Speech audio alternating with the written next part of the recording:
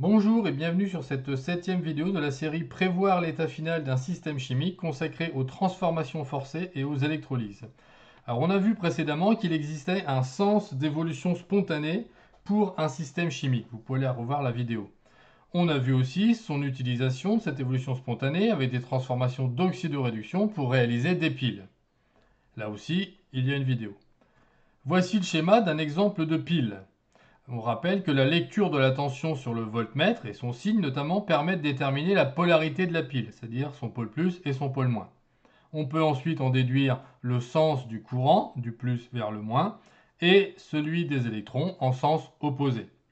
À partir de là, on peut écrire les réactions se produisant à chaque électrode. Production d'électrons ici au niveau du cuivre, consommation des électrons au niveau de l'argent.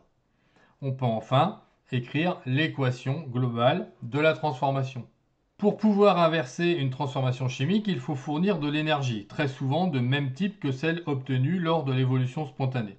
Par exemple, pour la recharge d'un accumulateur, qu'on appelle à tort souvent pile rechargeable, on va utiliser un générateur de tension.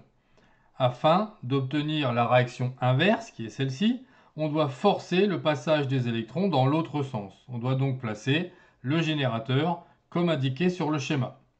On a donc des réactions qui sont inversées aux électrodes avec un sens de passage des électrons aussi inversé.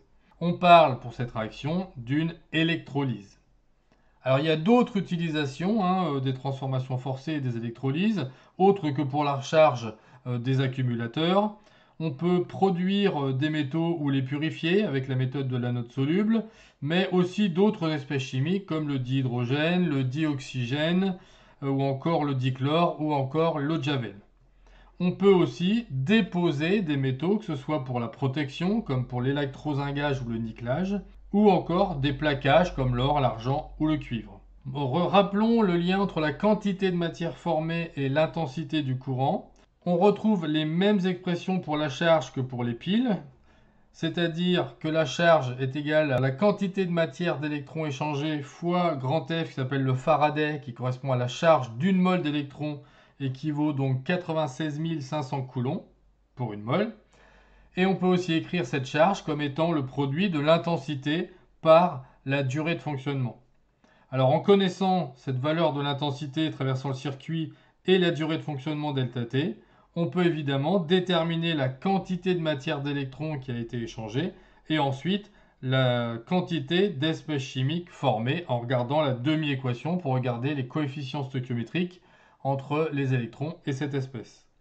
Alors on pourrait aussi déterminer la durée de charge ou de recharge d'un accumulateur si on connaît sa capacité, qui correspond toujours à la charge maximale.